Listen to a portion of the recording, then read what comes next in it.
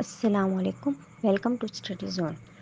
हमने topic cellular transport या transport across the membrane को स्टार्ट किया हुआ था। लास्ट लेक्चर में हमने देखा कि फैसिलिटेटेड और नॉन फैसिलिटेटेड ट्रांसपोर्ट क्या होती हैं।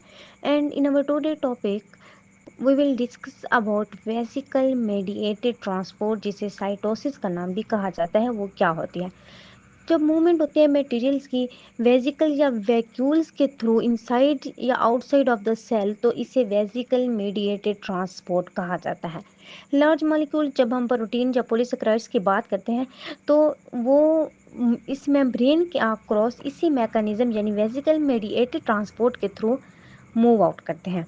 ये जो ट्रांसपोर्ट है इसे कुछ आथर साइटोसिस का नाम भी देते हैं। ये जो ट्रांसपोर्ट है साइटोसिस, ये मोस्टली एनिमल सेल में होती है, लेकिन समटाइम्स ये प्लांट सेल में भी ऑपरेट होती है। ये जो ट्रांसपोर्ट है ये दोनों वेज में वर्क करते हैं, यानी ये ट्रांसपोर्ट करते हैं मटेरियल्स को इनटू द सेल और outside of the cell.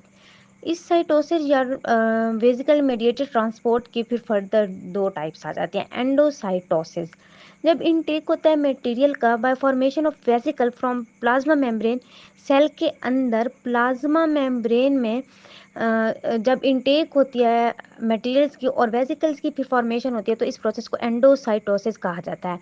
Endocytosis की फिर फर्दर थ्री टाइप्स आ जाती हैं: पाइनोसाइटोसिस, फैगोसाइटोसिस और receptor mediated endocytosis. First of all अगर हम पिनोसाइटोसिस को देखें तो पिनो वर्ड पानी से ड्राइव हुआ है, जिसका मतलब है सेल ड्रिंकिंग।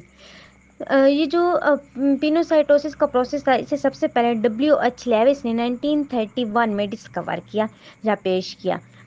इस प्रोसेस को यूँ हम डिफाइन कर सकते हैं कि ये सेलुलर ड्रिंकिंग होती है बाय द सेल, कि जब सेल ड्रिंकिंग करते हैं, पानी पीते हैं, तो इसको पिनोसाइटोसिस कहा जाता है।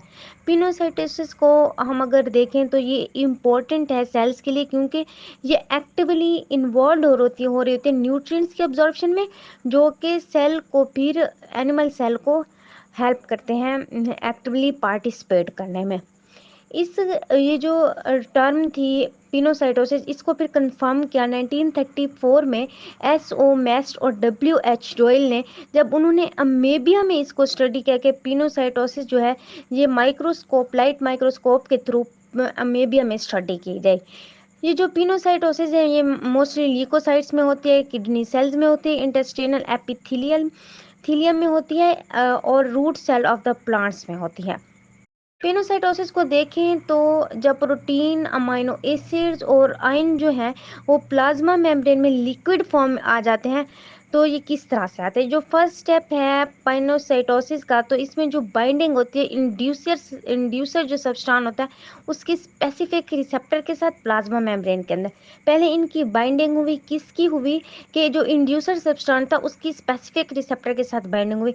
देन इन्वेस्टिगेशन हुई मेम्ब्रेन की कि वो नैरो चैनल्स की टेक प्लेस हुई। ये जो नैरो चैनल्स है इनको पिनोसाइटिक वेसल्स कहा जाता है, यानी वेसिकल्स की फॉर्मेशन हुई। हमने वेसिकल मीडिएटेड ट्रांसपोर्ट में पढ़ा ये कि मेम्ब्रेन के अंदर फिर वेसिकल्स की फॉर्मेशन होगी। फर्स्ट स्टेप क्या था कि उन्होंने बाइंडिंग की, सेकंड स्टेप में क्या हुआ कि वेसिकल की फॉर्मेशन हुई।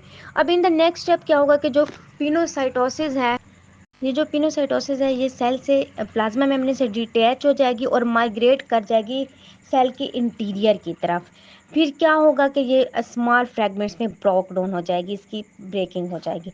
अगर हम काइंड्स ऑफ पिनोसाइटोसिस को देखें तो फिर पिनोसाइटोसिस की फर्दर फिर दो काइंड्स आ जाते हैं। माइक्रो पिनोसाइटोसिस, यानी जो वेसिकल्स की फॉर्मेशन है वो स्मॉलर होती है, जिनका डायमीटर 0.1 माइक्रोन मीटर होता है, और जो स्मॉल डिप्रेशन होते हैं ये उनसे ड्राइव होती है। जो दूसरी फिर इसकी टाइप है वो है मैक्रो पिनोसाइटोसिस। इसमें जो वेसिकल्स हैं वो लार्ज होते हैं, उनका डायमीटर 1 to 2 माइक्रोन मीटर होता है, और वो लार्ज डिप्रेशन जो क्रिएट होते हैं उनसे जनरेट होती हैं।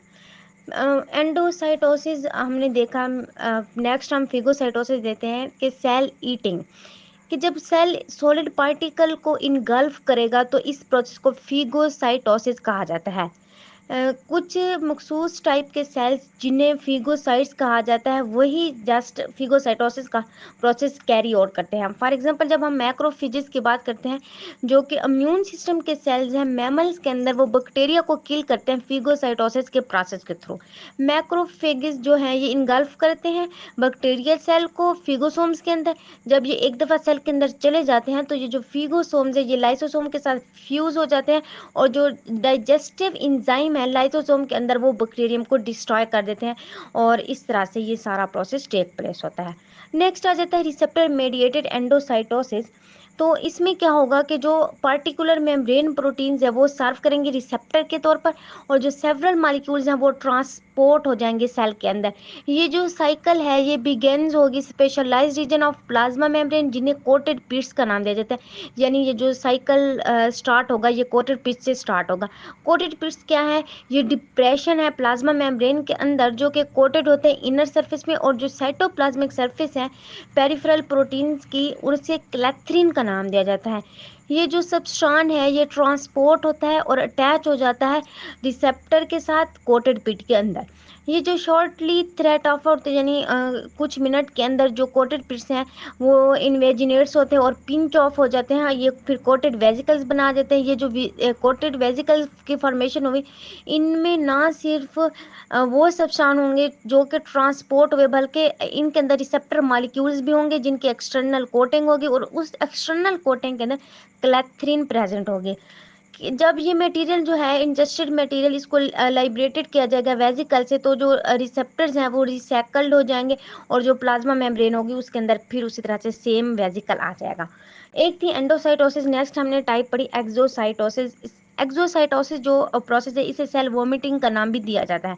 एक्सोसाइटोसिस जो है ऐसा मैकेनिज्म है जिसमें जो लार्ज क्वांटिटीज ऑफ मटेरियल है वो वैक्यूल के अंदर इनक्लोज हो जाती हैं और इजेक्टेड होती हैं। वैक्यूल की जब फ्यूजन हो जाती है तो प्लाज्मा मेम्ब्रेन से इस प्रोसेस के थ्रू इजेक्ट हो जाती है। इस प्रोसेस को रिवर्स ऑफ एंडोसाइटोसिस भी कहा जाता है। इस प्रोसेस को सेल वोमिटिंग इसलिए कहा जाता है क्योंकि जो सेल है वो अपना मटेरियल आउटसाइड जो इन्वायरमेंट होता है उसके अंदर निकालता है। बेस्ट एग्जांपल अगर हम एक्सोसाइटोसिस की देखें तो वो सेल सिक्रीशंस है कि जब सिक्रेटरी वेजिकल जो हैं वो प्लाज्मा मेम्ब्रेन को टच करती हैं तो ये इसके अंदर इनकॉर्पोरेटेड होते हैं प्लाज्मा मेम्ब्रेन के साथ, लेकिन इनका जो कंटेंट्स होते हैं वो एक्सपेल्ड हो जाते हैं सराउंडिंग्स में। तो इसीलिए इसको सेल वोमिटिंग प्रोसेस का नाम भी दिया जाता है। थर्ड में हम देखा वेजिकल मीडिएटेड ट्रांसपोर्ट। नेक्स्ट अब हम देखते हैं कि फिल्ट्रेशन का प्रोसेस जो है वो सेलर ट्रांसपोर्ट में किस तरह से इन्वॉल्व हो रहा होता है। फिल्ट्रेशन की बात करें तो फिल्ट्रेशन ऐसा प्रोसेस है जो कि स्मॉल मॉलिक्यूल्स को फोर्स करता है कि वो सिलेक्टिवली सेमी परमिएबल मेम्ब्रेन या परमिएबल जो मेम्ब्रेन्स हैं उनके अंदर आए हाइड्रोस्टैटिक प्रेशर की वजह से। हाइड्रोस्टैटिक प्रेशर क्या होता है? ये ऐसा प्रेशर होता है जो कि वाटर की वजह से जनरेट होता है। हाइड्रो वर्ड ही वाटर को डिस्क्राइब कर रहा था। फॉर एग्जाम्पल अगर हम ब्लड प्रेशर की बात करते हैं तो ब्लड प्रेशर जो है ये फोर्स करता है वाटर और डिसोल्व जितने भी मॉलिक्यूल्स हैं कि वो परमिएबल वॉल ऑफ कैपिलरीज के थ्रू फिल्ट्रेशन का प्रोसेस शो करें। लार्ज मॉलिक्यूल जैसे कि प्रोटीन हो गए ये इन स्मॉलर मेम्ब्रेन्स के पोर से फिल्ट्रेशन के प्रोसेस के थ्रू नहीं गुजर सकते। इसके अलावा एक बेस्ट एग्जांपल हम किडनीज में देखते हैं कि फिल्ट्रेशन जो है वो किडनीज में भी अक्कर होती है या टेक प्लेस होती है कि जब किडनी का जो ब्लड प्रेशर है उसमें वाटर फोर्स होता है और जो डिजोल्व वाटर है वो ब्लड वेसल्स की आउटसाइड चला जाता है और किडनी ट्यूब्यूल्स के अंदर और फिर उससे हमारे यूरिन के जो होता है उससे ये बॉडी से बाहर निकल जाता है। तो ये इस फिल्ट्रेशन का जो प्रोसेस होता है इसे first step in urine formation भी कहा जाता है। तो ये था कि सेलुलर ट्रांसपोर्ट का मैकेनिज्म किस तरह से होता है। फर्स्ट हमने फैसिलिटेड ट्रांसपोर्ट देखी, देन में हमने नॉन फैसिलिटेड ट्रांसपोर्ट देखी, वेजिकल मीडिएटेड ट्रांसपोर्ट देखी एंड फिल्ट्रेशन का प्रोसेस देखा। आई होप सो कि आपको लेक्चर की अच्छे से अंडरस्टैंडिंग हो गई होगी। Thanks for watching my lecture.